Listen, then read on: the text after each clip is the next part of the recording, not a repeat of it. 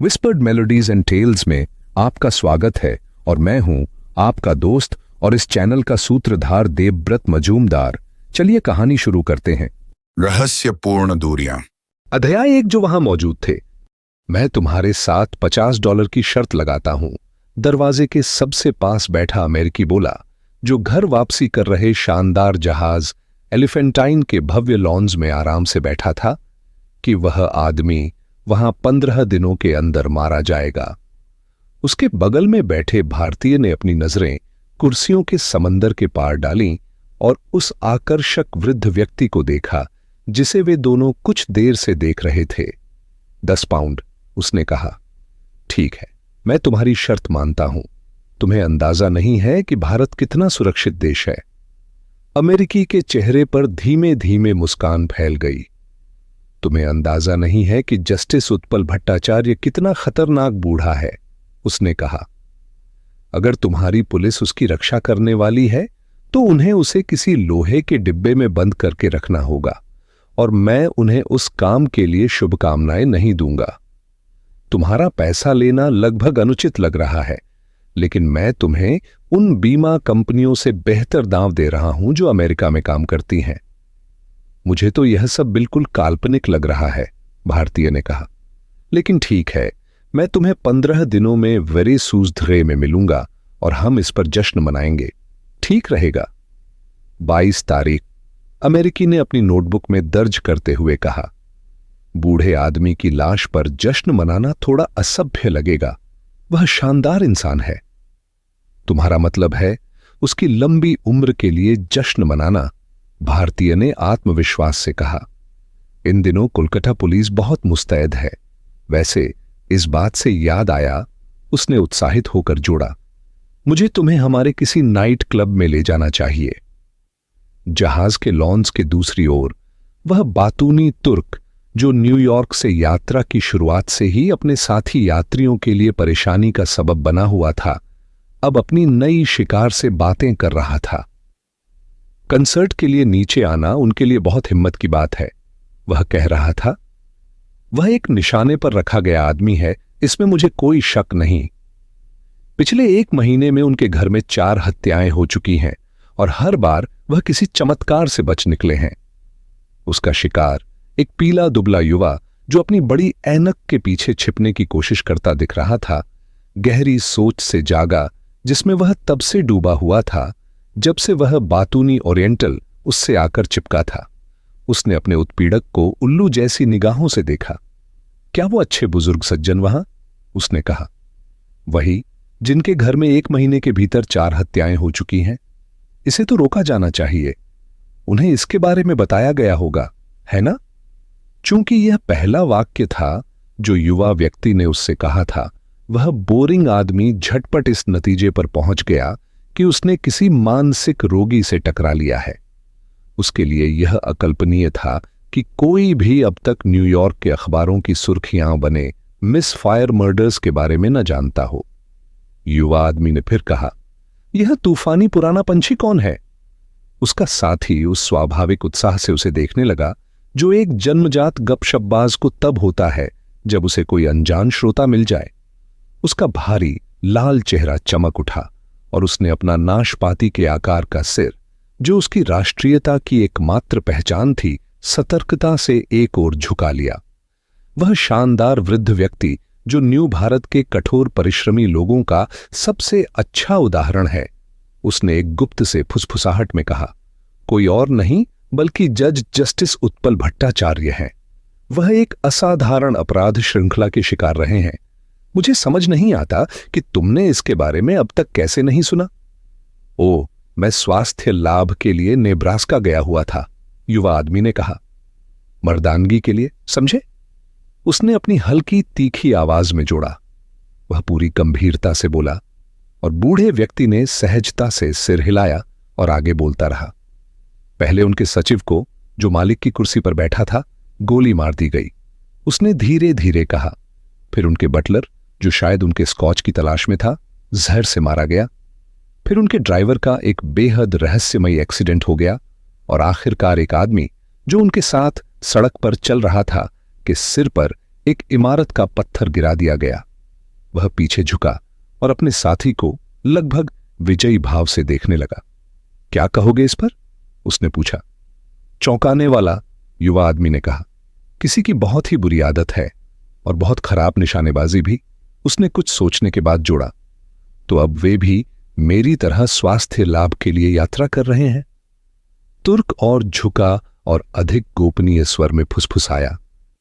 लोग कहते हैं कि युवा परमव्रता भट्टाचार्य को बड़ी मुश्किल से अपने पिता को भारत लाने के लिए मनाना पड़ा। मुझे ऐसे आदमी पसंद हैं जो अपने भाग्य से नहीं डरते।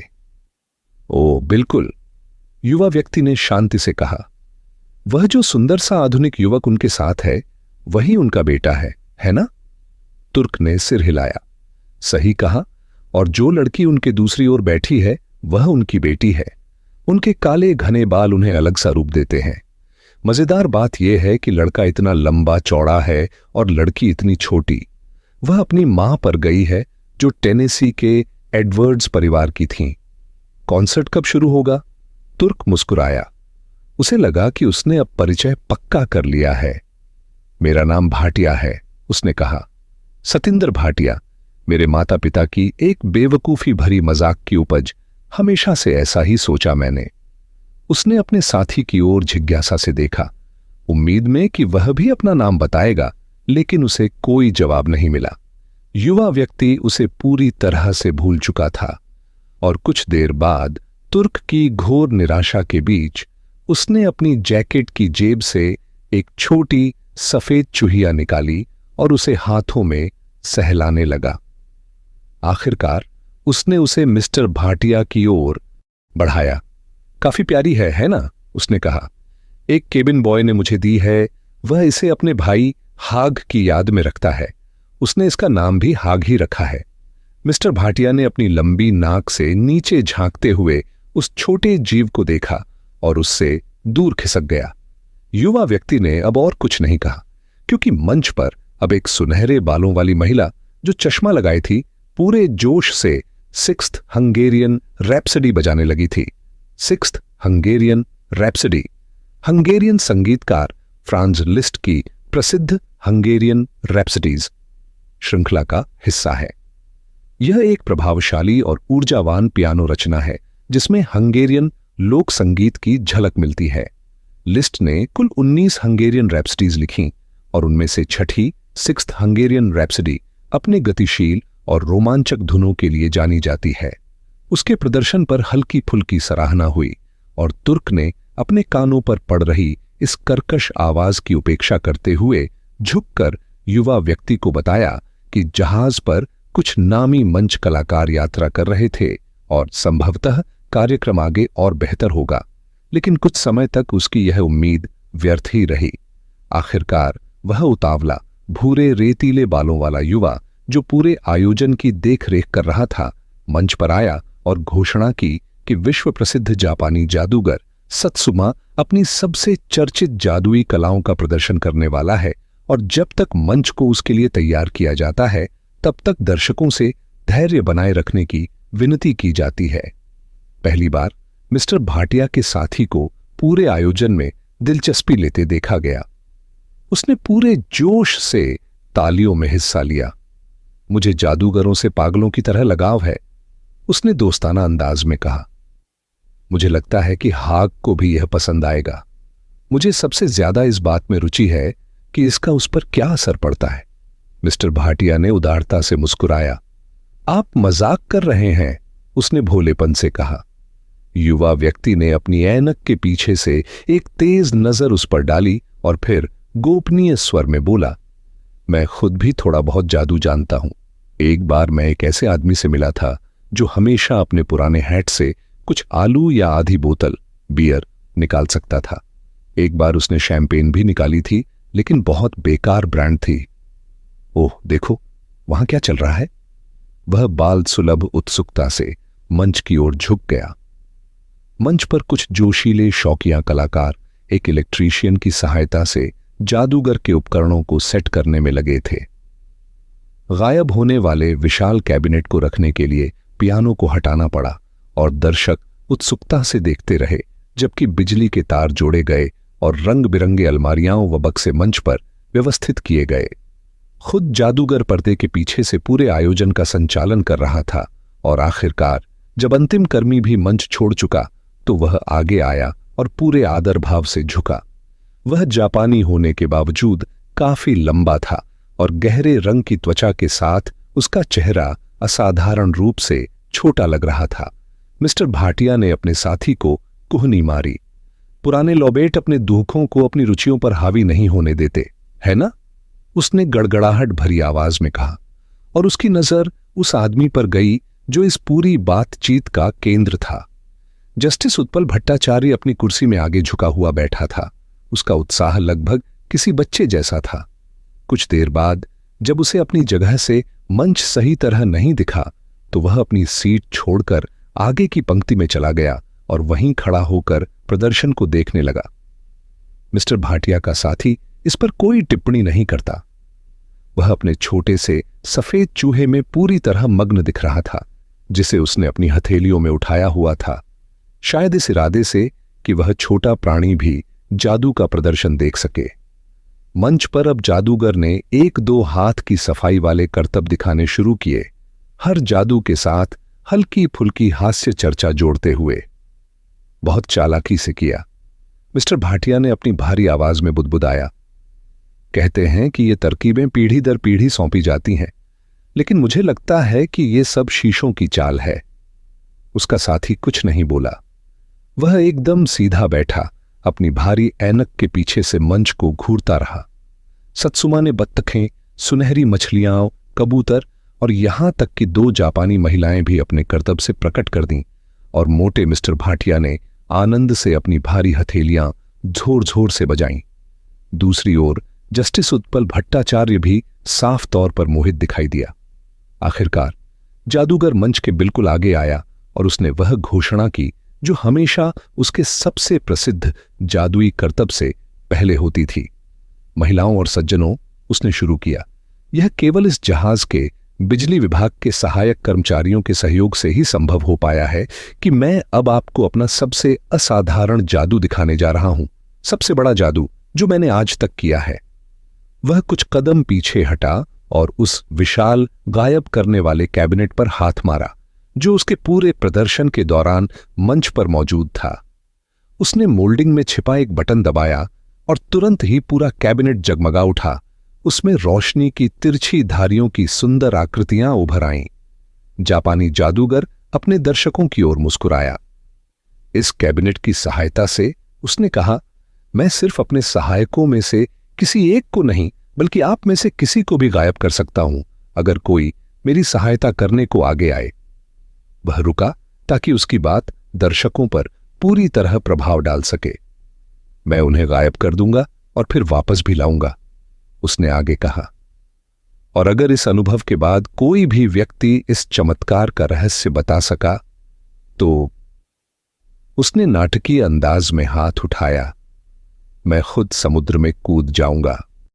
वह रुका जब तक कि दर्शकों की औपचारिक हंसी शांत नहीं हो गई। फिर वह जोश से बोला, तो कौन पहले आएगा?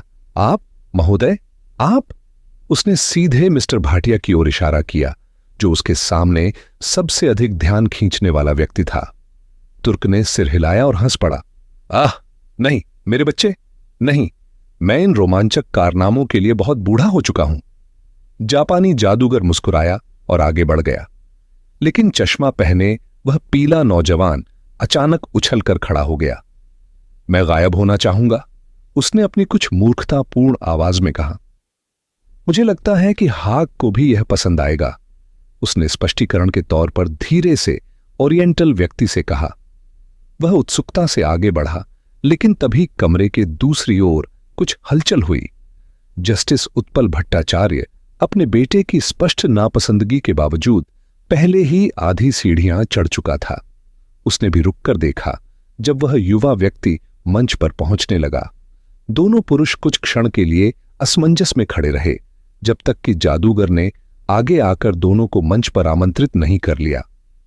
एक के बाद एक उसने सहजता से कहा, जो पहले आया वही पहले जाएगा। उसने जज को मंच पर चढ़ने में सहायता की और साथ ही वह पीला युवक भी मंच पर कूद पड़ा। सुनिए, उसने कुछ घबराए हुए स्वर में कहा, अगर आपको कोई आपत्ति न हो तो क्या मेरा पालतू पहले जा सकता है? उसने अपना छोटा सफेद चूहा उठाकर दिखाया। दर्शकों को यह कोई हास्यप्रद प्रयास लगा और वे हल्की हंसी हंस पड़े। सत्सुमा भी मुस्कुराया, लेकिन उसकी अंग्रेजी इतनी अच्छी नहीं थी कि वह इस स्थिति को समझ सके। उसने उस युवक को नजरअंदाज कर दिया और सीधे जस्टिस उत्पल भट्टाचार्य को कैबिनेट की ओर ले गया। हाग, वह मूर्ख सा दिखने वाला युवक तेज आवाज में बोला, बहुत निराश होगा अगर उसे पहले नहीं जाने दिया गया। आज उसका जन्मदिन है और उसे सबसे अच्छा और सबसे पहले का अनुभव देने का वादा किया गया था।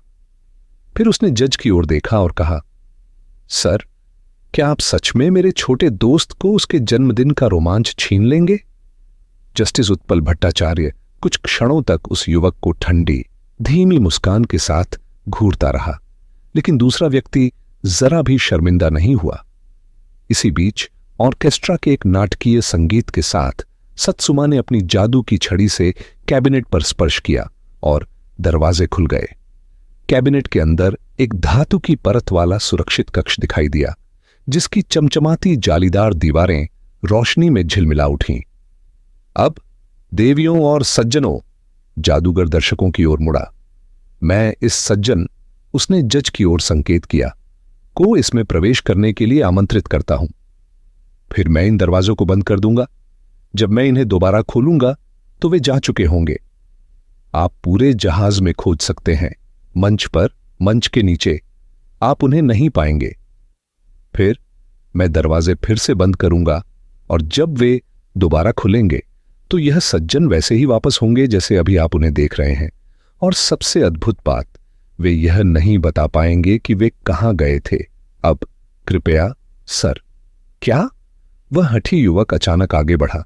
उसकी पीली आंखों में घबराहट झलक रही थी। क्या हाक पहले नहीं जा सकता? क्या आप सच में उसे निराश करने वाले हैं? दर्शक अब बेचैन होने लगे थे। जस्टिस उत्पल भट्टाचार्य युवक की इस जिद से हल्का परेशान हो उठा। उसने धीरे से किंतु स्पष्ट स्वर में कहा, मैं नहीं जानता कि आप कौन हैं महोदय, लेकिन आप वाकई बहुत झंझट पैदा कर रहे हैं। मुझे इस प्रयोग में वास्तविक रुचि है और मुझे लगता है कि यहां मौजूद बाकी सभी को भी है। जाइए और अपने चूहे के साथ डेक पर खेलिए। यह कहते हुए जस्टिस उत्पल भट्टाचार्य कैबिनेट की ओर बढ़ा, जिसके दरवाजे पूरी तरह खुले थे। लेकिन तभी वह असहनीय युवक अचानक बेकाबू हो गया। गुस्से में उसने जज को कोहनी से धक्का दिया और जादूगर के रोकने से पहले ही उसने अपना छोटा सफेद चूहा चमकते हुए फर्श पर गिरा दिया। फिर वह तेजी से पीछे हट गया। एक धीमी सी स्स आवाज निकली, इतनी हल्की कि पूरे हॉल में मुश्किल से सुनी जा सकी, लेकिन एक डरावनी और घिनौनी ध्वनि। क्षण भर के लिए पूरे लाउंज में सन्नाटा छा गया। एक झटके के साथ चूहा चमकते हुए स्टील ग्रिल पर गिरकर तड़प उठा। कुछ ही पलों में वह काला पड़ गया और धीरे धीरे सिकुड़कर राख बन गया। एक क्षण के लिए पूरा हॉल स्तब्ध रह गया। इस असाधारण घटना का अर्थ धीरे धीरे सबके मन में स्पष्ट हुआ। मंच पर मौजूद पुरुष, जो इस घटना के सबसे निकट थे, भय से काठ हो गए, जैसे उन्हें अचानक सच्चाई का एहसास हुआ हो। परमव्रता भट्टाचार्य सबसे पहले हरकत में आया। वह मंच पर अपने पिता के पास कूद गया और उसके साथ खड़ा होकर कैबिनेट के फर्श पर पड़े उस जले हुए धब्बे को घूरने लगा। यह उसी क्षण था जब चश्मे वाला वह पीला सा युवक, जो पहली बार स्थिति को समझता हुआ प्रतीत हो रहा था, दुख और आश्चर्य से भरी एक दहाड़ निकाल बैठा। ओह, मेरा बेचारा हैग! उसके साथ क्या हुआ? उसके साथ क्या हुआ? वह झुककर कैबिनेट के अंदर झांकने लगा। सावधान, मूर्ख! जस्टिस उत्पल भट्टाचार्य की आवाज इतनी बदली हुई थी कि पहचानना मुश्किल था। उन्होंने लापरवाह युवक की कॉलर पकड़कर उसे झटके से पीछे खींच लिया। तुम्हें दिख नहीं रहा? उनकी आवाज ऊंची और बेकाबू हो गई। यह कैबिनेट करंट से भरा हुआ है। तुम्हारा पालतू झुलसकर मर गया। उनके शब्दों ने सभी को झकझोर दिया। एक क्षण के लिए सन्नाटा छा गया। फिर एक हलचल भरी फुसफुसाहट गूंज उठी। अचानक एक महिला चीख पड़ी। कॉन्सर्ट के अधिकारी और जहाज के कर्मचारी तेजी से मंच की ओर भागे। शोर बढ़ता गया और घबराई हुई भीड़ मंच के अंत तक सिमट आई। जस्टिस उत्पल भट्टाचार्य और उनके लंबे बेटे को अधिकारियों के एक उत्तेजित समूह ने घेर लिया। सत्सुमा अपनी ही भाषा में घबराकर बड़बड़ाने लगा। चश्मे वाला वह पीला युवक भय के मारे बेहोशी की कगार पर दिखाई दे रहा था। यहां तक कि हमेशा शांत रहने वाले मिस्टर भाटिया भी हिल गए। उनकी भारी जबड़े डीले पड़ गए और उनकी तैलीय आंखों में आश्चर्य से शून्यता भर गई। उधर कैबिनेट लगातार चमकता रहा, अब एक दुष्ट आभा के साथ अजीब और भयावह एक खिलौना जो अब आतंक का प्रतीक बन चुका था। मुख्य इंजीनियर के आगमन से लोगों की स्तब्धता टूटी। वह एक लंबा दुबला पतला बेलफास्ट का आयरिश आदमी था, सुनहरे बालों वाला, उभरी हुई ठुड्डी वाला और बहरा। जब उसने आदेश दिए तो वे एक बहरे व्यक्ति की गहरी गूंजती आवाज में निकले। उसने जल्द ही इस आपदा को लगभग साधारण घटना के रूप में पेश कर दिया। मैकफरसन, लाउंज खाली करवा दो। मैं नहीं चाहता कि यहां कोई रहे सिवाय उनके जो सीधे तौर पर इससे जुड़े हुए हैं। फिर उसने भीड़ की ओर रुख किया और उन्हें शांत करने के लिए कहा, यहां अस्थायी फिटिंग्स में एक छोटा सा हादसा हो गया है, घबराने की कोई जरूरत नहीं। एक जोशीला स्कॉटिश युवक और उसके सहायक भीड़ को धीरे धीरे लेकिन मजबूती से लाउंज से बाहर निकालने लगे। मुख्य इंजीनियर सत्सुमा की ओर मुड़ा और सख्त लहजे में कहा, तुम्हारी अलमारी के इंसुलेशन में कोई बड़ी खराबी है। यह एक बेहद खतरनाक चीज लगती है। क्या तुम्हें इससे पहले कोई परेशानी नहीं हुई? सत्सुमा ने उत्तेजित होकर विरोध किया, लेकिन उसकी चहकती हुई अंग्रेजी इतनी अस्पष्ट थी कि भले ही इंजीनियर सुन सकता, तब भी उसे कुछ समझ में नहीं आता। उधर यांत्रिकों की एक छोटी सेना काम में जुट गई। मुख्य इंजीनियर ने उनके साथ एक जटिल तकनीकी चर्चा शुरू की और उनके बढ़ते आश्चर्य और चिंता ने उस भयंकर त्रासदी की गंभीरता को और स्पष्ट कर दिया, जिसे सिर्फ हैक की बलिदानी मृत्यु ने टाल दिया था। सत्सुमा के लिए सहानुभूति महसूस करना असंभव नहीं था। उसके गहरे दुख की सच्चाई पर कोई संदेह नहीं था। वह यांत्रिकों के इर्द गिर्द मंडराने लगा, आधा डरा हुआ उस भयानक घटना के परिणामों से और आधा चिंतित अपने कीमती उपकरण की सुरक्षा को लेकर। परमव्रता भट्टाचार्य, जिसकी सहन शक्ति धीरे धीरे समाप्त हो रही थी, आगे बढ़ा और इंजीनियर के कान में चिल्लाया, मुझे नहीं पता कि आपने सुना है या नहीं, उसने कहा, लेकिन न्यूयॉर्क में मेरे पिता की हत्या के कई असफल प्रयास किए जा चुके हैं। यह घटना भी कुछ वैसी ही लगती है। मैं चाहूंगा कि आप सुनिश्चित करें कि इसकी जिम्मेदारी किस पर आती है। मुख्य इंजीनियर ने उसकी ओर घूर कर देखा।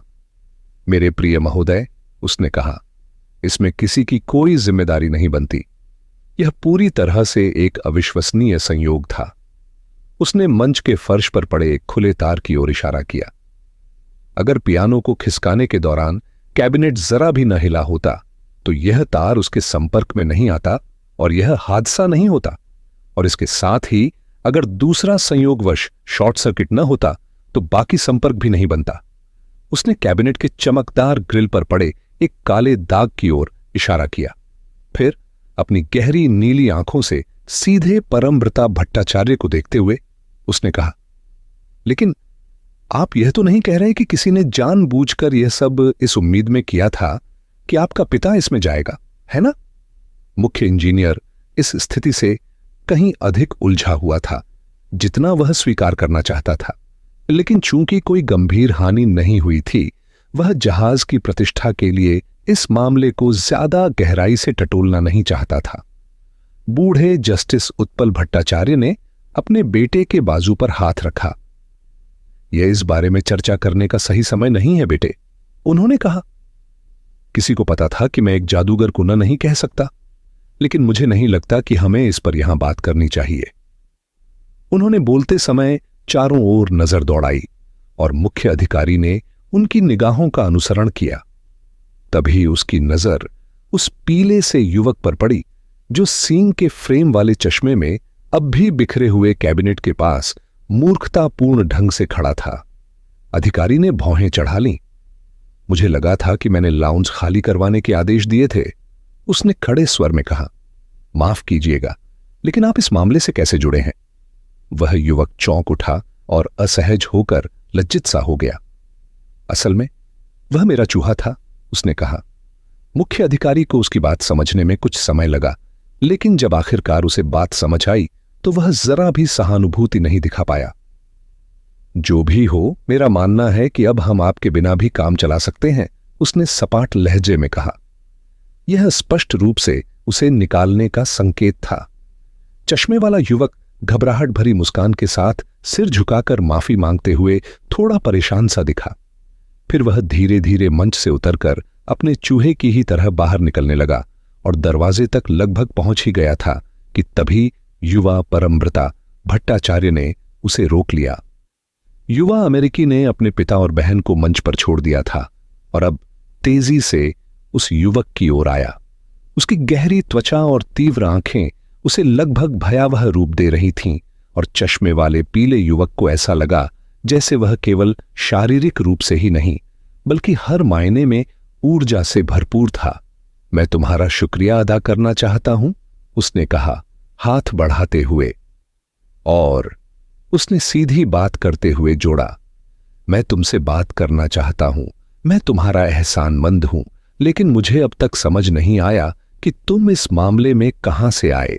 चश्मे वाला युवक पहले से भी ज्यादा मूर्खतापूर्ण लगने लगा। मेरा खेल? उसने कहा। मुझे समझ नहीं आ रहा कि तुम क्या कहना चाह रहे हो। मैं कभी कभी लकड़ी फेंकने वाला खेल खेलता हूं, टिडली विंग्स आजमाता हूं और शव हाफ पेनी में भी ठीक ठाक हूं। वह रुका। परमव्रता भट्टाचार्य उसे लगातार घूर रहा था। यह मामला मेरे लिए तुमसे ज्यादा गंभीर है, उसने धीरे से कहा। चश्मे वाला युवक अचानक बहुत लाल और असहज हो गया। मेरे पास कहीं एक कार्ड है, उसने कहा। उसने अपनी कोट की जेब से ढेर सारी बेतरतीब चीजें निकालीं और उनमें से एक विजिटिंग कार्ड चुनकर गंभीरता से परमव्रता भट्टाचार्य को सौंप दिया। मेरा व्यावसायिक कार्ड, उसने कहा। अगर मैं तुम्हारी किसी तरह मदद कर सकूं तो मुझे फोन कर लेना। मुझे नहीं लगता कि हम जहाज पर दोबारा मिलेंगे। हम बस कंडक्टर यहां बुरी तरह मिसफिट महसूस करते हैं। फिर एक मूर्खतापूर्ण मुस्कान के साथ उसने हल्का सा झुककर सिर झुकाया और दरवाजे से बाहर निकल गया। परमव्रता भट्टाचार्य बस उसे देखता रह गया। पूरी बातचीत 10 सेकंड से भी कम में खत्म हो गई थी। यह तय नहीं कर पा रहा था कि वह अजनबी सच में जो कह रहा था वह वैसा ही था या कुछ और। युवा परमव्रता भट्टाचार्य ने अपने हाथ में पकड़े कार्ड पर नजर डाली। वह बेदाग और बेहद खूबसूरती से छपा हुआ था। Mister Bhairavnath Mukherjee, Saint James Club. पीछे की तरफ एक फोन नंबर लिखा था, रिजेंट 01300। नमस्ते प्यारे दोस्तों, स्वागत है विस्पर्ड मेलोडीज एंड टेल्स में, जहां संगीत और कहानियां एक नई जिंदगी पाती हैं। अगर आपको दिल को छू लेने वाले गीत और मनमोहक कहानियां पसंद हैं तो आप बिल्कुल सही जगह पर हैं। तो जल्दी से सब्सक्राइब बटन दबाएं और बेल आइकन को टैप करें ताकि हर नया गाना और कहानी आप तक सबसे पहले पहुंचे। अगर आपको ये पसंद आया हो तो लाइक बटन दबाना ना भूलें। आपका एक लाइक हमारे लिए बहुत मायने रखता है और हमें और बेहतरीन कंटेंट बनाने के लिए प्रेरित करता है। आपके प्यार और सपोर्ट के लिए धन्यवाद। इसी तरह हमारे साथ बने रहें, सपने देखें, सुरों में खो जाएं और कहानियों की दुनिया में डूब जाएं। मिलते हैं अगले वीडियो में।